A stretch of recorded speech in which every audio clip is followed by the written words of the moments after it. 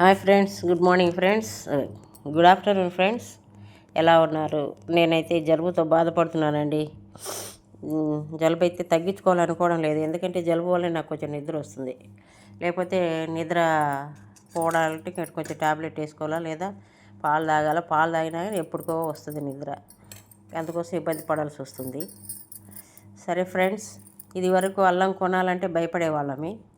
ఇప్పుడు అల్లము చాలా చౌక అయిపోయింది. పావు కిలో 15 రూపాయలు ఫ్రెండ్స్. మొన్న బజార్కి వెళ్ళినప్పుడు డిపార్ట్మెంట్ స్టోర్లో తెచ్చాను. పావు కిలో 15 రూపాయలు. ఉదయం అంతా నానబెట్టి ఇప్పుడు వీటిని చిక్కు తీస్తున్నమాట. చెక్కు తీస్తున్నా. వీటిపైన ఉండే పొర తీసేసి ఇంకా అవి చిన్న ముక్కలుగా కట్ చేసి పెట్టడమా. ఆల్రెడీ అల్లం వెల్లుల్లి పేస్ట్ ఉంది నాకు, అయినా కానీ వీటిని అలాగే ఉంచామనుకున్న ఫ్రిడ్జ్లో ఉంచినా ఇవి ఎండిపోతాయి ఫ్రెండ్స్.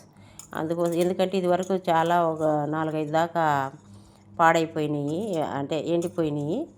అందుకోసమని వీటిని ఫ్రిడ్జ్లో పెట్టాలనుకోవడం లేదు.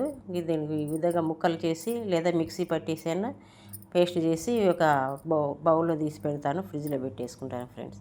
ఓకేనా ఫ్రెండ్స్? Bye friends.